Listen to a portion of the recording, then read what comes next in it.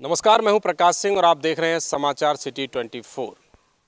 मथुरा, जहां से चुनावी आगाज बहुत तेजी से हुआ था और आज भी मथुरा को सभी दलों ने एक अपना टारगेट बना रखा है। कोई भी राजनीतिक दल है, सभी मथुरा में जाकर दस्तक दे रहे हैं और मथुरा के वोटरों को लुभाने का पूरा प्रयास कर रहे हैं। लगातार रैलियां हो रही हैं, लगातार रोड शो हो रहे हैं और लगातार वोटरों को अपनी ओर खींचने का भरसक प्रयास किया जा रहा है।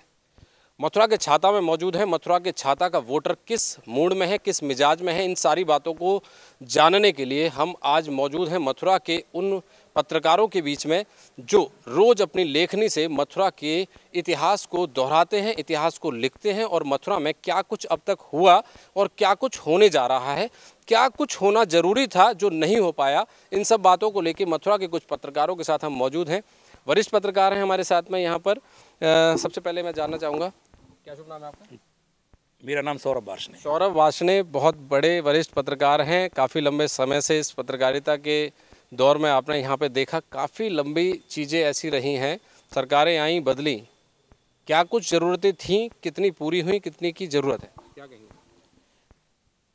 अगर राजनीतिक दृष्टिकोण से अगर देखा जाए तो छाता क्षेत्र अभी तक उस बच्चे की तरह है जिसको अपने अभिभावकों से बहुत सारी उम्मीदें हैं, मगर उसे केवल झूठे आश्वासन देकर के चुप करा दिया जाता है और वो बच्चा उसी आस में है कि कब मेरे घर वाले या मेरे अभिभावक उस मेरी डिमांड को पूरा करेंगे।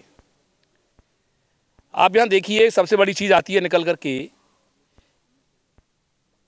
आदमी को जो बेसिक नीड होनी चाहिए वो होती है रोटी, कपड़ा और मकान, और उसके बाद में उसको चाहिए रोज़गार। ये सारी चीज़ें मिलेंगी, रोटी, कपड़ा और मकान मिलेंगे उसकी आमदनी पे या उसकी आजीविका पर।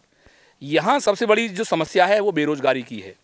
छाता क्षेत्र का नौजवान, भले ही यहाँ दुनिया भर के इंडस्ट्रीज लगे हुए हैं, औद्योगिक इकाइयाँ लगी हुई हैं, परंतु उसको यहाँ रोज़गार नहीं है। नहीं, सबसे ज़्यादा अगर मथुरा में बात करें तो इकाइयाँ हैं, जो रोज़गार के संसाधन हैं वो छाता में ही है। बिल्कुल सही कह रहे हैं, मैं भी वही कह रहा हूँ, परंतु आप देखिए मगर रोज़गार नहीं है। ये उसका एक दूसरा पहलू है। जितने उद्योग हैं, जितनी इकाइयाँ हैं, मगर रोज़गार नहीं है। रोज़गार के लिए हमारे यहाँ का युवा 4 घंटे का आना और 4 घंटे का जाना, 8 घंटे का ट्रैवल करके दिल्ली हरियाणा जाने के लिए मजबूर है।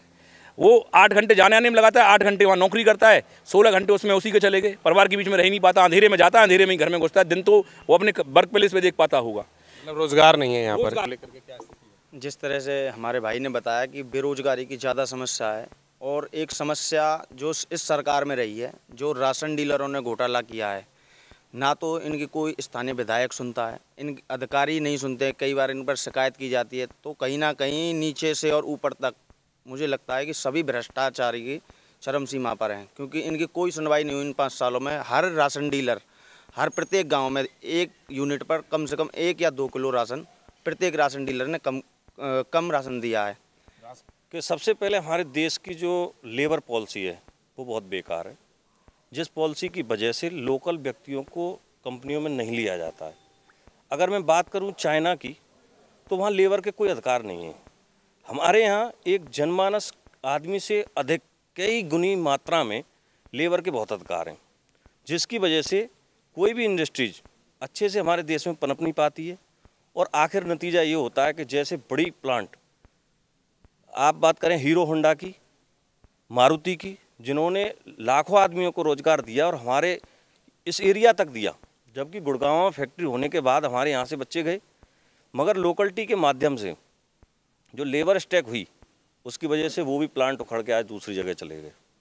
इसमें हमारे देश के अंदर जो पॉलिसी बनाई गई है वो बहुत बेकार है। अभी जो पॉलिसी नई, जिस समय रामविलास पासवान लघु मंत्री थे, तो उन्होंने जो पॉलिसी मेकिंग की वो पॉलिसी अभी तक धरातल पे नहीं आई है। उसका टाइम बॉन्ड और जिस तरीके से लेबर का एक क्रेड एरिया दिया गया था, उसके अपेक्षा भी लेबर को पेमेंट नहीं हो पा रहा है। क्या कहेंगे अवधेश जी आप?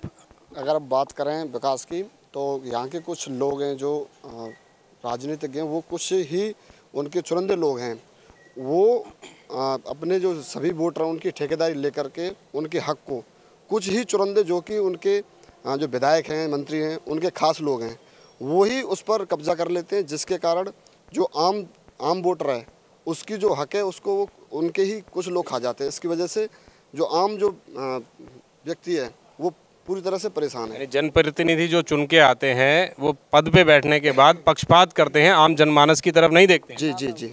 अच्छा, क्या कहेंगे? अभी चुनावी मुद्दे हैं, दो फैक्टर यहाँ पर खासकर देखा जा रहा है कि जाट और ठाकुर, तीन प्रत्याशी यहाँ से लड़ रहे हैं और जिनमें फाइट बताई जा रही है। तो ठाकुरों की बात करते हैं, ठाकुर कैंडिडेट वोटर कितना बटेगा, जाट कैंडिडेट को कितना वोटर आएगा, क्या है पूरा समीकरण? देखिए, जहाँ तक मेरा मानना है, इस बार कोई 3 कैंडिडेट नहीं, 2 ही कैंडिडेटों के बीच फाइट है और 1 लाख से ऊपर ठाकुर वोटर हैं इस समय और जाट हैं वोट हैं जो 75 के लगभग 80 हज़ार के लगभग हैं। लेकिन सत्ता पक्ष का विरोध मानिए या कुछ विकास की अनदेखी मानिए या कुछ दलालों की से कुछ प्रताड़ित हैं। खासकर मैं चौहान ब्लॉक की बात करूँगा जो ठाकुर बेल्ट है, वहाँ मैंने भी कवरेज की है, बहुत सारे गाँवों में गया हूँ। वहाँ जो मंत्री प्रतिनिधि हैं कुछ उनके ऐसे क्रियाकलाप रहे हैं, उनसे बहुत दुखी हैं लोग।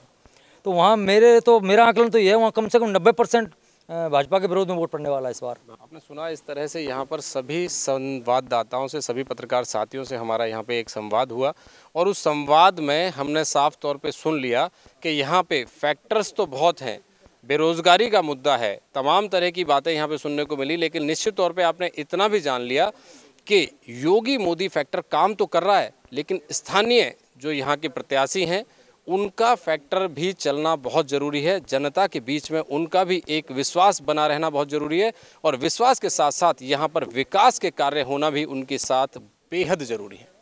समाचार सिटी 24 की हर ताज़ा तरीन खबर के लिए आप हमारे साथ यूं ही जुड़े रहिए।